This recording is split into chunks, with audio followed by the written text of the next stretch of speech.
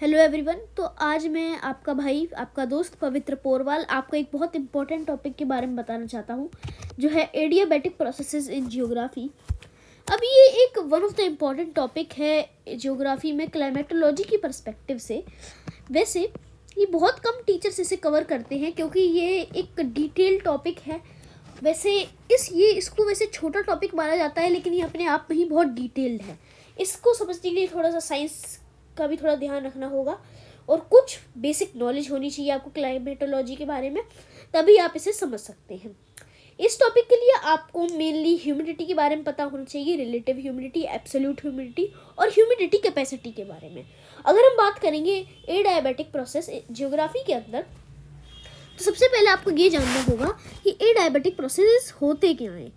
मैं अभी आपको एक बढ़िया तरीके से आपको एक कवर करके दिखाता हूँ कि एडियाबैटिक प्रोसेस क्या है। अब आपको मैं एक बात बोलूँ, ये एक कंटेनर है, उसके अंदर पानी है और आप उसे एक कैंडल से हीट कर रहे हो, तो वो कैसे हीट होगा? आप बोलोगे भाई कंडक्शन से हीट होगा। कंडक्शन मतलब हॉटर एंड से कोल्डर एंड तक, एक हॉटर एरिया से कोल्डर एरिया तक। लेकिन आप मेरी बात को एक बहुत अच्छे तरीके से सुन लीजिए। अब यहाँ क्या हो रहा है कि यहाँ ये जो ऑब्जेक्ट है, मान लो इसे हम कह दें ऑब्जेक्ट 1 और ये मान लो बोलते हैं ऑब्जेक्ट 2 यानी कैंडल। अब हमने क्या ये नोटिस किया कि कैंडल से इस कंटेनर की ओर ये जो पूरा सिस्टम है, यहाँ हीट जो है एक्सचेंज हो रही है, हाँ या ना में जवाब दीजिएगा। क्या यहाँ ऑब्जेक्ट 2 से ऑब्जेक्ट 1 की तरफ हीट जा रही है? हाँ बोले भैया, जा तो रही है। क्यों? क्योंकि पहले यहाँ हीट एमिट होगी और इसको ट्रांसफ़र हो रही है। तो हम क्या कह सकते हैं कि ये एक हीट एक्सचेंज या हीट ट्रांसफ़र है एक सराउंडिंग से, क्योंकि इस ऑब्जेक्ट 1 को हीट कहाँ से मिल रही है? उसकी सराउंडिंग से। सराउंडिंग में क्या है? ऑब्जेक्ट 2 है। तो ये प्रोसेस में क्या हो रहा है, कहीं से हीट जो है वो बाहर से आ रही है, कहीं से हीट बाहर से आ रही है कि ऑब्जेक्ट 1 जो है वो अपनी हीट खुद तो प्रोड्यूस कर नहीं रहा है। ये जो हीट है, ये क्या हो रहा है, ये हीट जो है वो ऑब्जेक्ट 2 से आ रही है यानी सराउंडिंग से। सो इसमें क्या है, इसको हम वैसे कहते हैं नॉन एडियाबैटिक। क्या? Non adiabatic. अब आप लोग बोलोगे ये क्या हो रहा है, ये लड़का क्या कर रहा है, हम तो एडियाबैटिक पढ़ने वाले थे, यह नॉन एडियाबैटिक क्या हो रहा है? अरे मैं आपको बस एक बार समझाना चाहता था कि आप किस पर्सपेक्टिव के हिसाब से क्या क्या चीज़ें पढ़ना चाहते हैं। अब हमें ये पता चल गया नॉन एडियाबैटिक क्या होता है, जहाँ हीट ट्रांसफ़र हो रहा है, कहाँ से? एक अपने सराउंडिंग से। हीट ट्रांसफ़र कहाँ से हो रहा है? सराउंडिंग से। अब मैं बोलूँ कि अगर हीट ट्रांसफ़र जो हो रहा है सराउंडिंग से वो ना हो, वो बिल्कुल ना हो, वो कहीं से तो हीट खुद ही प्रोड्यूस करे, जो पहले कोल्ड था वो कोल्ड बाद में हॉट हो जाए अपने आप से, इट्स ओन। तो आप बोलोगे ये कैसे भैया? मैं इसका आपको एक एग्जाम्पल देता हूँ। एग्जाम्पल है आपका रबिंग ऑफ हैंड्स, यानी हाथ को रगड़ना, रबिंग ऑफ हैंड्स। अब मैं बता दूं कि अगर आप हाथ को रगड़ोगे तो कहीं बाहर से तो हीट हो नहीं रही है। रबिंग ऑफ हैंड्स से क्या हो रहा है? फ्रिक्शन जनरेट हो रहा है, फ्रिक्शन से क्या हो रही है? हीट हो रही है। अब आपको ये पता चल गया कि हाँ, इसके अंदर कहीं आसपास से तो हीट नहीं आ रही है, क्योंकि वो हीट खुद ही प्रोड्यूस हो रही है। अब आप बोलोगे हाँ मैं सही कह रहा था। तो ये जो प्रोसेस है जहाँ से कहीं से भी ट्रांसफ़र नहीं हो रहा है सराउंडिंग से, इसे कहते हैं एडियाबैटिक प्रोसेस, यानी ऐसी हीटिंग। देखो एक बात आप ध्यान रखिएगा, सिर्फ हीटिंग नहीं होती, हॉट टू कोल्ड हो या फिर हॉट टू कोल्ड हो, किसी चीज़ भी हो सकती है, हीट एक्सचेंज हो रहा हो। मान लो ऑब्जेक्ट कोई भी हमने लेके रखा है, वो धीमे धीमे कूल हो रही है बिना कहीं से आपस में कहीं से कुछ किसी कांटेक्ट के, तो क्या हो रही है, क्यों हो रही है? वो एडियाबैटिक है। अगर वो किसी के कांटेक्ट में है और गर्म से वो ठंडा हो रहा है, ठंडे से वो गर्म हो रहा है, तो उसे नॉन एडियाबैटिक कहते हैं। एक साइंस पर्सपेक्टिव भी हम कह सकते हैं, लेकिन अभी हम ज्योग्राफी पढ़ेंगे। अब आप बोलोगे मैंने इतनी देर से आपको ये सब बता दिया लेकिन जियोग्राफी नहीं बताया, तो अभी मैं आपको एक बार जियोग्राफी का पर्सपेक्टिव भी बता दूं। एक सेकेंड, जरा मुझे एक बार देखना पड़ेगा, यहाँ पेन नहीं चल रहा है। ओके, तो अभी हम मेन चीज़ यानी जियोग्राफी के अंदर हम लोग आते हैं। तो अगर हम जियोग्राफी की बात करें तो जियोग्राफी के अंदर क्या होता है कि एक बहुत इम्पॉर्टेंट चीज़ होती है। क्या होती है? एक बहुत इम्पॉर्टेंट पर्सपेक्टिव है। आपने अगर बेसिक्स जानते हैं तो बहुत अच्छे से आपको हो जाएगा। आपको बताते हैं। सो लेट अस टेक कि एक सरफेस है। कहाँ? यहाँ एक सरफेस है। एक सेकंड में स्ट्रेट लाइन बना दूँ, फिर मैं आपको एकदम अच्छे से डिटेल एक्सप्लेन करूँगा। वेट, ये डिटेल से स्ट्रेट लाइन बन नहीं रही है, so I will take wait for 1 minute. I will make a line here for you. Wait, I think there will be some objects. Yes, line. There will be a line now. So आपको मैं एकदम perfect perspective से बताना चाहता हूँ कि आपके लिए ये एक बहुत इम्पोर्टेंट चीज़ हो, इसलिए। ठीक है, wait, I will delete this. So आप समझ रहे हैं कि एक सरफेस है। सरफेस पे क्या हो रहा है? सरफेस पे क्या हो रहा है? सरफेस पे ये एक सरफेस है। वेट, ये सरफेस हॉट है यानी गर्म है। अब आपको पता होगा ये सरफेस हॉट है तो इसके आसपास का जो एयर पार्सल होगा, जहाँ हवा होगी, पार्टिकल्स सब जो होंगे, एक एयर पार्सल जिसे कहते हैं, वो होगा, वो भी गर्म हो जाएगा। कैसे होगा? कैसे होगा? कंडक्शन से। अब सर आप लोग बोलोगे कि ये क्या, अभी तो हम कंडक्शन तो नॉन एडियाबैटिक होता है, लेकिन हम तो एडियाबैटिक प्रोसेसेस पढ़ने आए हैं, तो आप ये क्या समझाना चाहते हैं? तो मैं आपको एक बात बता दूं कि हम अभी कंडक्शन करेंगे, बाद में हम आपको अच्छे से डिटेल में पढ़ाएंगे, नो वरीज। तो आपको क्या पता चल रहा है? अगर सरफेस हॉट है, क्या है कि अगर सरफेस हॉट है तो ये जो एयर है, एयर भी वार्म होने लगेगी, धीरे धीरे वो भी गर्म होने लगेगी। अब आपको क्या पता है? वार्म एयर लाइट होती है, बहुत नॉर्मल पर्सपेक्टिव है, और राइज करती है। तो यहाँ से क्या होगा? जो एयर होगी वो राइज करेगी। क्या होगा? एयर होगी, राइज करेगी। ये हो रही है एयर, ये राइज करेगी। अब एक बहुत इंपॉर्टेंट पर्सपेक्टिव है, एक एस्पेक्ट है, आप समझिए ध्यान से। आपको पता है सरफेस के पास, सरफेस के नियर जो गैस डेंसिटी होती है, यानी गैस की जो डेंसिटी होती है, वो क्या होती है? बहुत ज़्यादा होती है।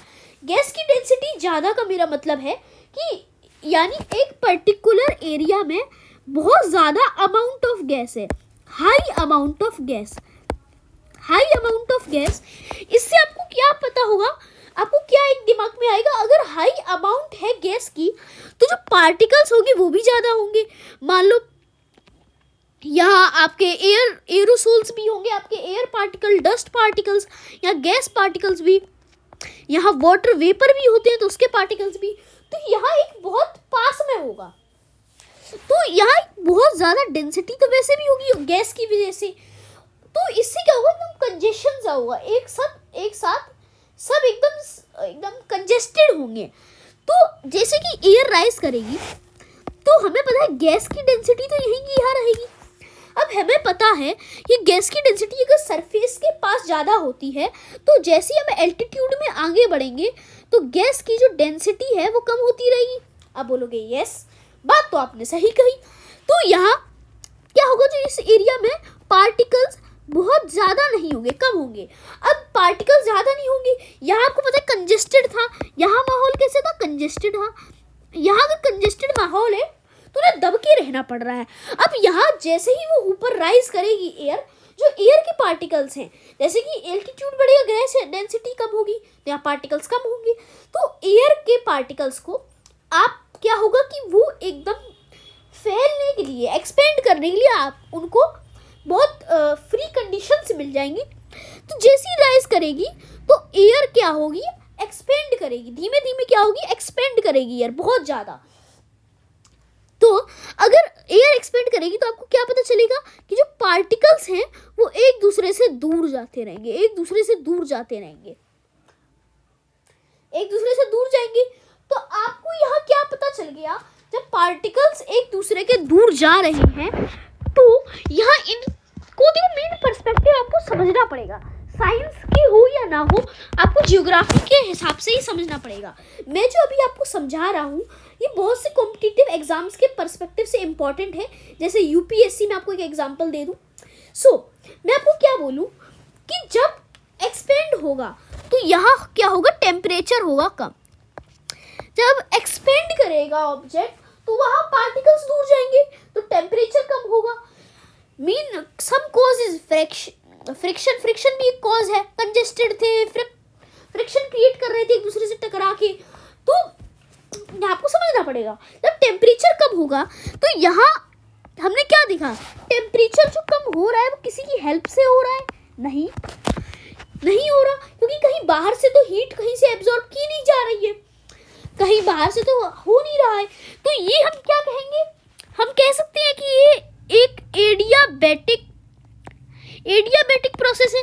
सर आप बोलोगे हाँ, लेकिन यहाँ क्या हो रही है, टेम्परेचर कम हो रहा है, यानी कूलिंग हो रही है।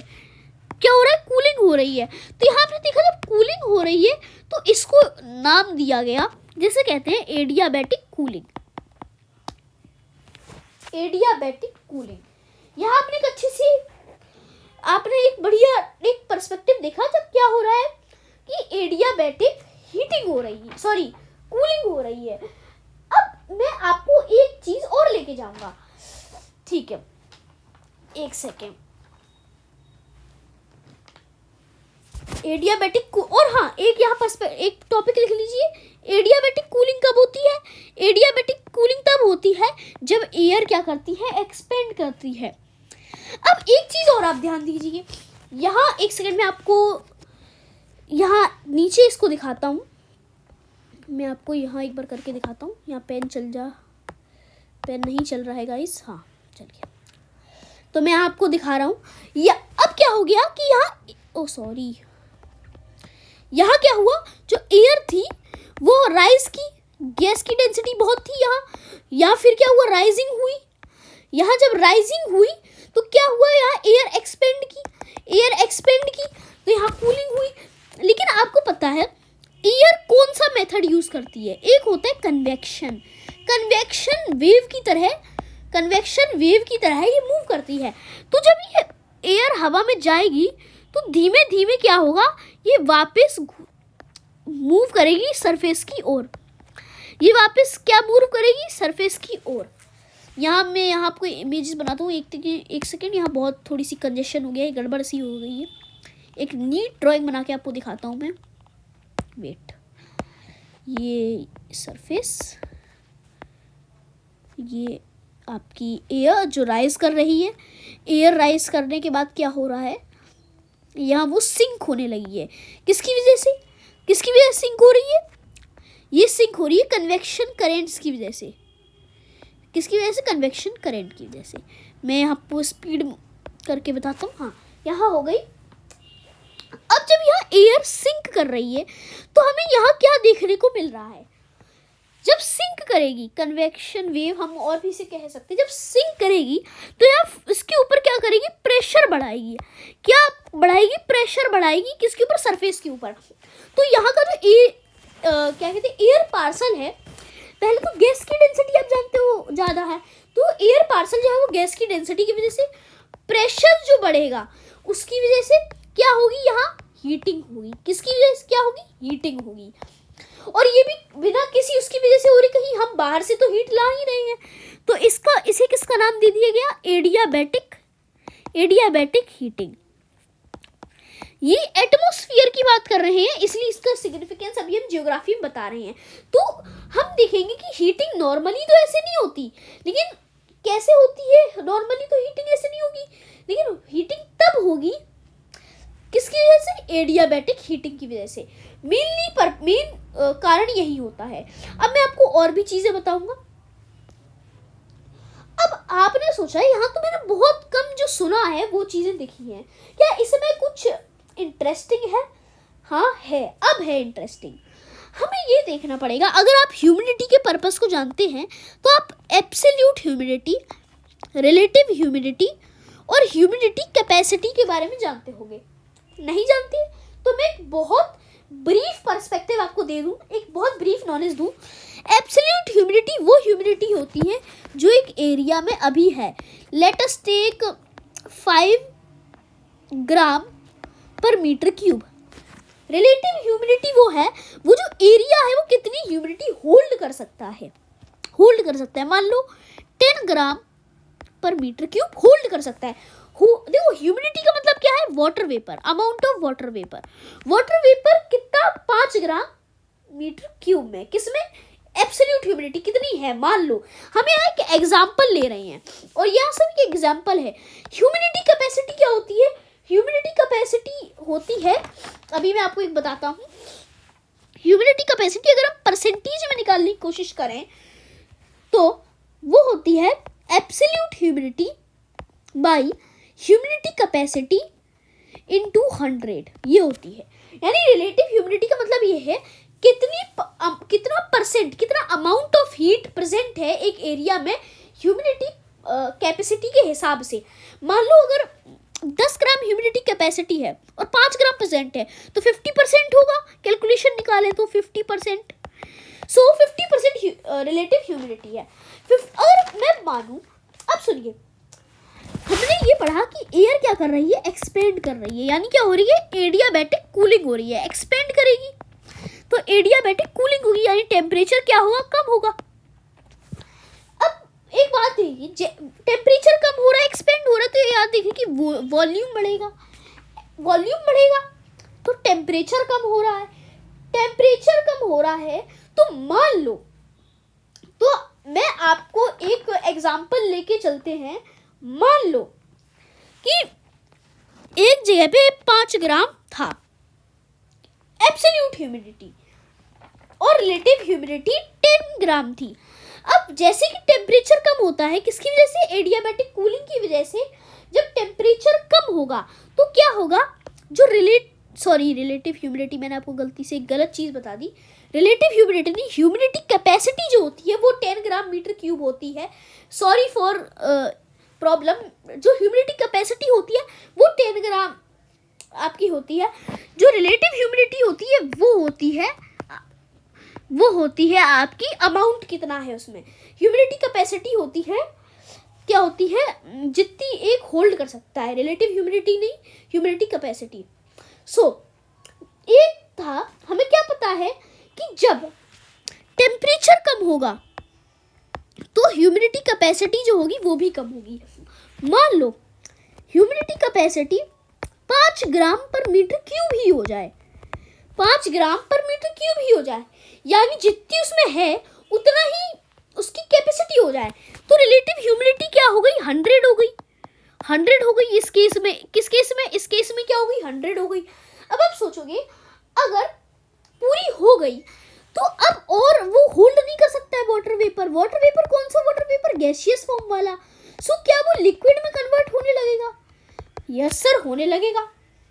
तो लिक्विड में कन्वर्ट होने लगा, आप तो सही है। तो इसी प्रोसेस में क्या हो रहा है? इसी प्रोसेस में, सॉरी गाइस, इसी प्रोसेस में क्या हो रहा है?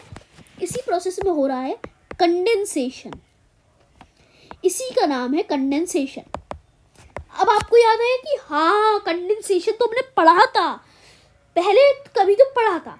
अब एक बात और है, ये जो सब हो रहा है वो एक पर्टिकुलर टेम्परेचर पे हो रहा है। मान लो 20 डिग्री सेल्सियस पे या कोई भी टेम्परेचर पे। तो जिस टेम्परेचर पे रिलेटिव ह्यूमिडिटी 100% हो गई है एक एरिया की, उसको क्या कह दिया? Due point. क्या हो गया? Due point. अब आपने के दिमाग के चक्षु खुले जो भी है, आपने ध्यान दिया ड्यू पॉइंट। सर ये तो वही है, यानी ओस गिरने वाला। इसलिए ओस में क्या होता है? लिक्विड पे गिरता है, कंडेंसेशन होता है। ड्यू पॉइंट पे कंडेंसेशन होता है एक एरिया का। जब आप बोलते हैं ओस गिर रही है, इसका मतलब वो जो टेम्परेचर है उसमें उस टाइम पे रिलेटिव ह्यूमिडिटी 100% है। और ह्यूमिडिटी कैपेसिटी और एब्सोल्यूट ह्यूमिडिटी इक्वल है। तो ये किसकी इंपॉर्टेंट है? ड्यू पॉइंट इसने बता दिया। और किस लिए इंपॉर्टेंट है? कंडेंसेशन। आप बोलोगे कंडेंसेशन सिर्फ गैस से लिक्विड में हो रहा है, लेकिन क्यों हो रहा है? ये हो रहा है एडियाबैटिक कूलिंग की वजह से। ये है एक बहुत इंपॉर्टेंट एस्पेक्ट। इतनी देर में हमने क्या पढ़ा कि एडियाबैटिक प्रोसेस जो होता है उसका जियोग्राफी में क्या है इम्पोर्टेंस है, क्या सिग्निफिकेंस है। सो यही था आज का हमारा लेक्चर। सो गाइस, आप अगर इस वीडियो को देख रहे हैं तो आपको मेरे सब्सक्राइबर ज़रूर पता होंगे, एक बार देखिए ज़रूर। अभी मेरे लिए बहुत कम है, प्लीज़ इसे बढ़ा दीजिए, क्योंकि मैं ऐसी वीडियो बनाता रहूँगा। और इन सब्सक्राइबर को जैसे ही आप इंक्रीज़ करेंगे मैं कभी लाइव वीडियो भी लाऊंगा हिस्ट्री लेक्चर्स और अदर थिंग्स के लिए। ऐसे ही इंपॉर्टेंट टॉपिक्स के लिए बने रहिए हमारे चैनल पे। Thank you and bye bye.